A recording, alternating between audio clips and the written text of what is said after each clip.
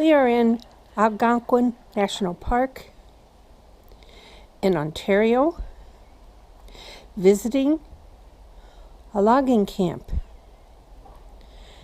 And this particular structure is called a Camboose. And this is where the loggers would have stayed through the winter.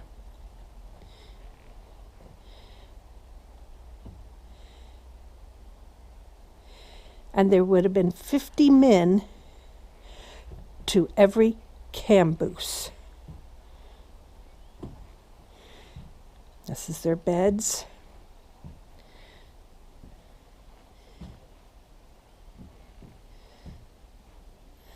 It goes all along the building on 3 sides.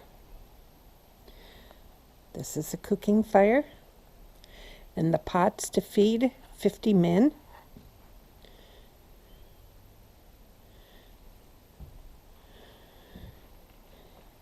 And right here would have been where they did their entertainment.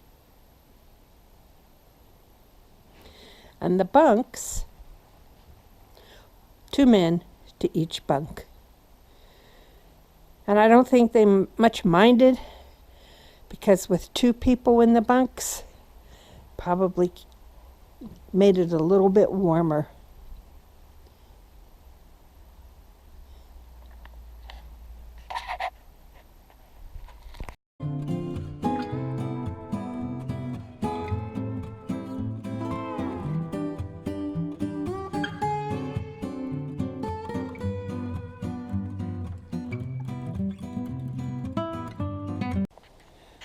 Notice the roof on the Camboose.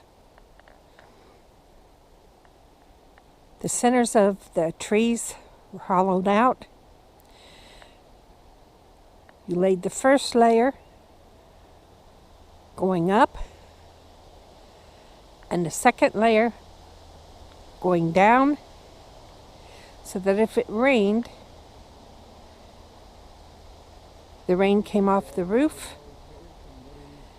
And if it snowed, probably stayed on the roof to a certain extent, which would provide you a little bit of insulation.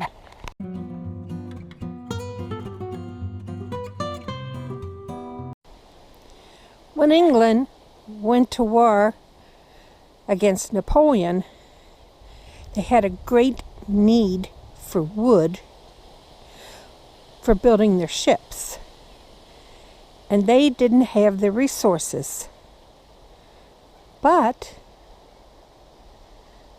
Canada did, and was happy to step up and cut down the trees and make the square logs to ship back to Canada.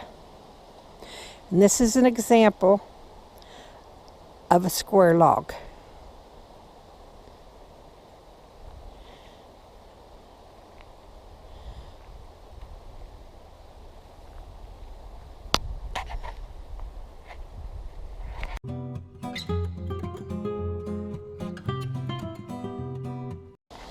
After the war was over, logging continued in Algonquin,